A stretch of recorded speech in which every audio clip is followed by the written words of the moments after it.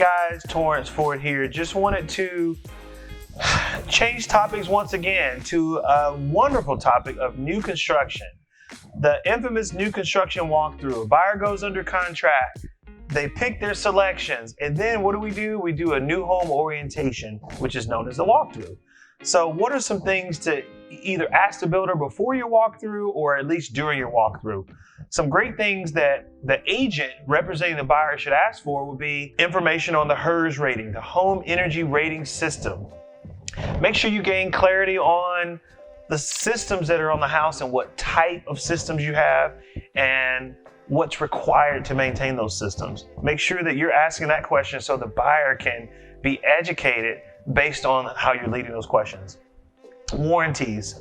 How long is the warranty? I know in Atlanta, there's some builders that'll do a 1-year bumper to bumper.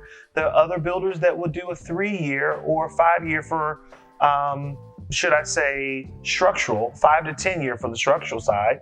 So make sure you ask about that. Paint. This is the biggie of them all. Ask the builder, will they paint in addition to doing nail pops after the 12 month? Some only do the nail pops, and it's a gray area whether they paint. So make sure you ask them whether they'll come and paint. And of course, they're not going to come back and paint if your client's painted the house pink or the interior pink. So make sure you ask about the HVAC warranty, okay?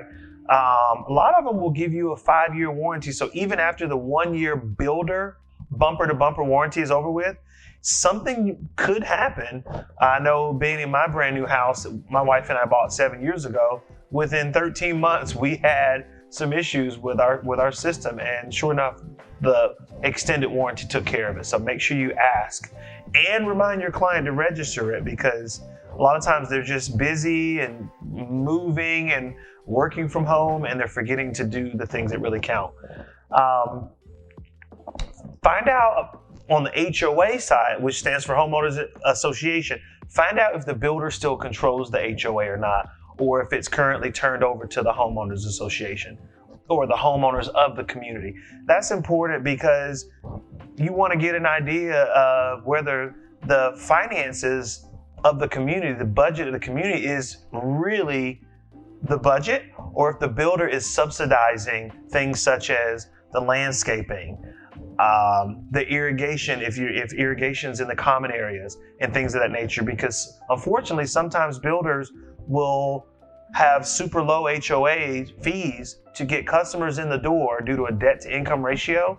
And then once the community closes out, the homeowners take over, the fees are a lot higher because the builder was subsidizing. So I think that's a great question. I hate to tell the secret, but I think every agent should know where they are, where their client is going to be on the financial side of that community. With the lighting packages and the light switches, a lot of home builders would call it the rocker switches. So now there are switches that are actually on fuses. I know Lennar Homes uses it, and it's pretty cool. We did a walkthrough, and the builder showcased how the light switch was actually on a fuse. So as technology is changing, make sure that you are changing with it and learning and growing with the technology of the new electrical light switches that are being installed in houses at the moment. 3 more things for you. Number 1, make sure if you're buying in a townhome community that you have a copy of the liability insurance, because this can ultimately help or hurt where your client ultimately ends up with their homeowner's insurance policy for the house, okay? Number 2, it's kind of silly, but ask the on-site agent what the average utility bills are for the model home. A lot of builders brag about how energy efficient their homes are. Well, ask the agent verbally, no need to put it into an email, but ask the on-site agent, hey, what are your utility bills? You know, the model home may have over 300 people coming in a month. So with the door opening and closing, how energy efficient are you truly? And then final tip, a lot of people haven't done this or haven't considered doing this, but consider looking up the address of the house you're under contract with in your county system to see where the builder has failed and during during different inspections. There's generally 7 to 12 inspections that a builder has to complete, from foundation, footings, to framing, to plumbing rough, electrical final, plumbing final, and then they get their what's called CO, certificate of occupancy. You can see where the builder has been held up so that you or your client can be educated on where your home inspector needs to triple check. So I won't talk your ear off today, but I wanted to make sure I give you some good solid points on how you can represent your buyer with a builder in your market. All right? Have a great day. Talk to you soon.